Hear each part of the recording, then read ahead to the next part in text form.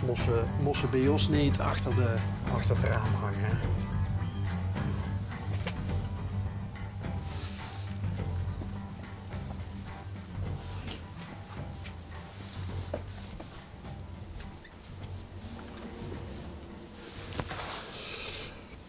Wat zou het mooi zijn als er iemand thuis is.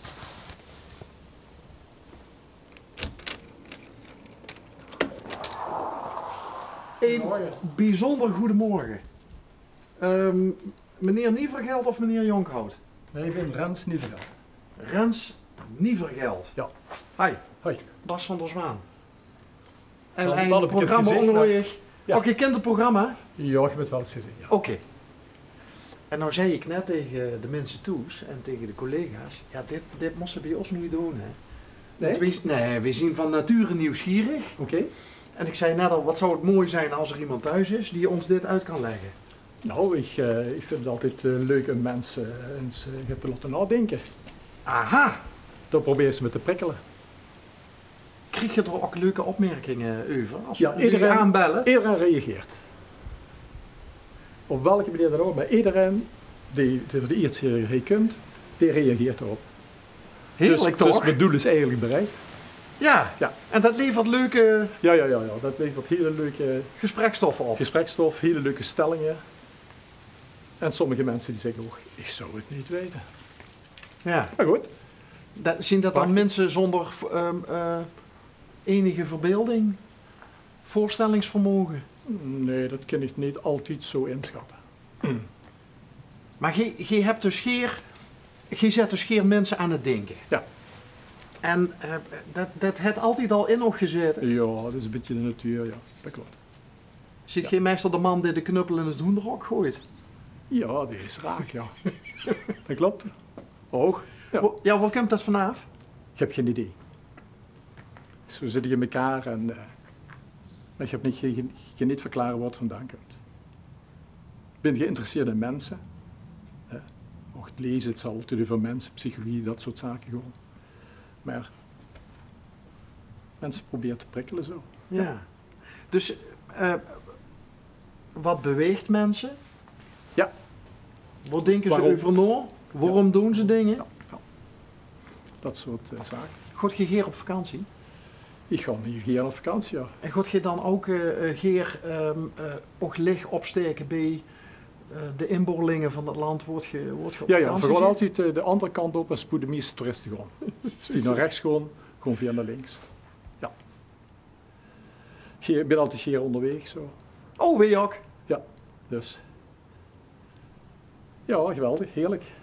Hey, Pas geleden nog, of pas geleden, een aantal jaar geleden nog op het fietsje naar Rome geweest, dus fijn onderweg. ja, we hebben Frank bij ons. Oké. Frank is ook een enorm vervent fietser. Fietsen? Ik ben er ook geweest. Oké, ja. Met gewoon een fietsje, hè, we ook de quiz met gaan doen. Hè. De commissies. Ja. Ja, ik moet altijd even schakelen. In mijn streek zeggen ze commissies Ja, als hè? ze boodschappen gaan doen. Ja, ik vind het schitterend. Ik vind het een van de mooiere omschrijvingen, commissies te doen. Ja, maar ik vind ook dat Noord-Limburg een ander woord voor boodschap moet verzinnen, vind ik, in het dialect. Oké. Iets om over na te denken. Ja, ik zou zeggen. Huiskamervraag. Noord-Limburgers, denk eens nou over een ander woord voor boodschappen doen. Wat dan commissies doen naar de kroon kan steken als het even kan. Ja. Is geen probleem. Hey, ziet je, want is dit...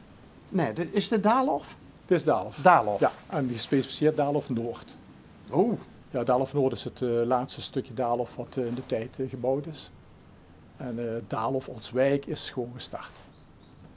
Wij zeiden net tegen elkaar, of ik zeg net tegen die jongens. Sommige mensen zullen het een doolhof kunnen nemen in plaats van Daalof. Ja, zo ervaren het nog iedere dag. Maar dat heeft ook wel weer zijn charme, vind ik. Want het is qua woningbouw absoluut geen eenheidsworst. Ja. Er zit veel variatie in. Er zit veel greun in. Ik vond het eigenlijk wel, ik vond het wel leuk. Ja, het is ook een heel leuk plan. En het probleem is gewoon, ja, het is allemaal een beetje krap op elkaar gebouwd. Hè. Ja goed, de dure vierkante meters, die loopt ertoe. Hè. Ja. Maar je woont heel lekker. Ik woon hier heerlijk, ja. We hebben dit huisje zelf in 89 gebouwd. En sindsdien wonen we hier heerlijk. Alles gelijkvloers, voor de oude dag. Dus. Levensloopbestendig. Ja, dat is het, absoluut. Ja. En jonkhout van voren heet ze? Raffaella.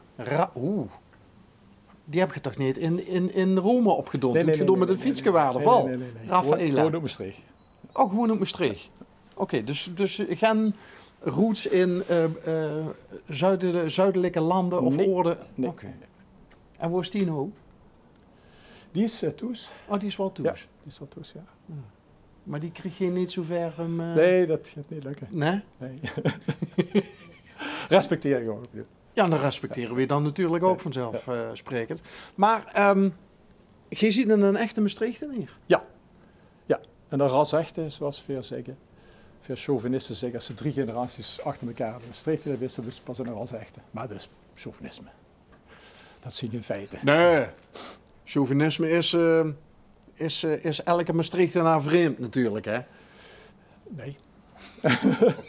Ja, daar ben ik goed heel eerlijk in. Nee, maar is het, maar dan ziet je als echte Maastrichtenaar, ziet je ook gruuts op de stad? Ik ben zeker gruuts op de stad, ja. Ja, ik vind het vooral een gezellige, uitnodigende uitstraling, heet de stad Maastricht. Met al zijn plussen en minnen. Maar, nou, ja. Als een plus en minnen, ik vroeg dat niet zomaar. De huurs en de zuus op televisie steeds meer steden die klagen over het alsmaar toenemende toerisme. Hè? Om een paar voorbeelden te geven. Venetië bijvoorbeeld. Ja. Door klaagt men stenen en benen en zo. Nou woont je een stukje boete de stad, maar merk je dat ook, dat het in het centrum merken we de drukte. Ja, zo'n boetewijk natuurlijk niet, maar de zuus in het centrum, ja, als het in het weekend in het centrum komt, dat wordt gewoon helemaal overbevolkt. Dat heet natuurlijk goed voor de economie, maar ook dat heeft natuurlijk zijn weerzijde. Hè? Drukte is niet altijd leuk. Nee, wat je net zei, als we op vakantie gaan en de toeristen gewoon rechts, gewoon weer links. Ja. Dus dat betekent dat in de weekenden zien we ook waarschijnlijk weinig in het centrum? Ja, heel weinig. Ja. Niet om die reden, maar voor ons is het centrum hoofdzakelijk het winkelgedeelte. Hè. En daar ben ik sowieso geen voorstander van. Dus dat is al een reden om dan niet al te vaak te komen in het weekend. Je ziet dan zo'n type man wat boetes staat te wachten als Raffaella binnen... aan het shoppen is. Ja, het type wel, maar het komt niet vaak voor. Want ik ga gewoon niet vaak. Je gaat gewoon niet mee. Oké, sommige dingen moest je gewoon voor zien. Ja. Hey, en je kent elkaar dus al langer dan 30 jaar? Ja. We zijn 40 jaar getrouwd, dus... Ja. Kinder? Ja, 2 kinderen. Ja, een zoon en een dochter. Kleinkinderen. Oh. Dus, ja, ik ben een rijk man. Ziet je nog, mag je nog deel uit van de werkende arbeidsbevolking? Nee, ik ben sinds vorig jaar augustus met pensioen. Dus. Je maakt nog zo'n jonge indruk. Ja, ik voel me jong. Moet ik vragen wie je had gezien? Ik ben nu 67. Goed geconserveerd. Ja, goed verzorgd. Ook. Ja, en een beetje gezond leven, hè. Een beetje op het eten en drinken letten, een beetje sporten. Fietsen dan vooral? Ik heb de hele tijd, nu dan nog veel fietsen. Voorheen heb ik heel veel hardlopen gedaan op beperkt wedstrijdniveau. Alleen vanwege blessure aan de enkel ben ik dus een paar jaar geleden gewoon het fietsen intensiveren. Ja. En dus al naar Rome gefietst? Ja. Alleen? Nee, dat was met een vakantievriend van mij. Oké. Ja. Dat was een fantastische reis. Ja. Dus dat voor de reis wordt het al een goede vriend? Ja. Dit je op vakantie hebt ontmoet? Ja, we hebben elkaar 24 jaar geleden ergens in Frankrijk in het Lac de Paraloupe ontmoet. En daar is het allemaal begonnen. Ja. Op een camping? Ja, op een camping. Ja. En daar is een vriendschap voortgegroeid. Waarin we het nog jaarlijks 1 of 2 keer zien. En dan kunnen we eigenlijk zo'n idee boven. Want hij woont wat verder weg? Ja, hij woont in Nune. Ja. In Bromand? Ja. Ja, niet het einde van de wereld? Nee, zeker niet. Maar zien dat van die vriendschappen die Net wat je zegt, dan zus elkaar 1 of 2 keer per jaar, maar de vriendschap blieft gewoon altijd de wedstrijd was aan elkaar hees. Ja, zeker. Dat is, als je elkaar weer tegenkomt, is het zoals de eergisteren afscheid hebt genomen van elkaar. Zo gaat het gewoon meteen verder.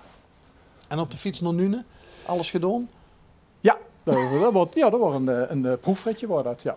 Dat was namelijk, we hadden het voornemen om 100 kilometer per dag te fietsen, wat overigens prima gelukt is. Rome 2100 kilometer in 21 dagen, dus dat ging prima. Dus dat was een proefritje, dat zat er ook in, ja. 96 kilometer naar Nune, van Oemenstreek. Hoe lang heb je erover gedaan? Van heen naar Rome? Ja? Dat is 21 dagen geweest, precies. Ja, gemiddelde van 100. Strak schema. Ja, maar ja goed, daar hebben ze een goede voorbereiding. Hè. We hadden 3000 kilometer van tevoren gefietst. Maar ook in de rit, net als bij elke wedstrijd, de Greusteden, ook conditioneel. Dus dagen van 140 kilometer worden op een gegeven moment van, ja prima. Ja. Kijk even niet meer om. Ja, maar vooral, en dat is ook altijd de bedoeling voor de vakantie, om dat te zien. Om dat uit te kennen en om dat te zien. Om de zaken te beleven. Dat is het mooie van reizen. En dan slapen in kleine tentjes? Nee, we hadden het veel genomen, want ik was destijds 59, bijna 60 en mijn kameraad 61. We hadden gezegd, we moeten 1 goed bed hebben per dag en 1 goede maaltijd. Dus we hebben op ieder verschillende plaatsen geslapen. Dure hotels, goedkope hotels, bed and breakfast, een keer zo spontaan bij mensen toe, een nonnenklooster, ook heel apart. Dus en zoek ze dat dan van tevoren al uit of op de dag zelf van? van? We hebben ook gezegd van verrijden en om omstreeks 4 uur gewoon van kijken van, is er een schep te slapen te eten. Ja. En wat dan eruit komt, dat komt eruit. Heerlijk ligt dat. Dat is onvoorstelbaar. Dat is ook altijd in de wind van me geweest, altijd een keer op vakantie met de fiets. Maar goed, mijn echtgenote vindt dat niet zo leuk bij het fietsen. Totdat dit aanbod kwam. Ja, het wordt snel beklonken. En ja. koos je zo lang zonder oog? Oh, dat is helemaal geen probleem. Helemaal geen probleem? Nee. Oké. En het allerbelangrijkste misschien wel is natuurlijk dat zo'n tocht van 3 weken met een kameraad die ze op vakantie eerst leren kennen, natuurlijk ook een goede test is. Is de vriendschap nog net zo hecht na de tocht als voor de tocht? Of misschien zelfs wel hechter? Ja, die is hechter.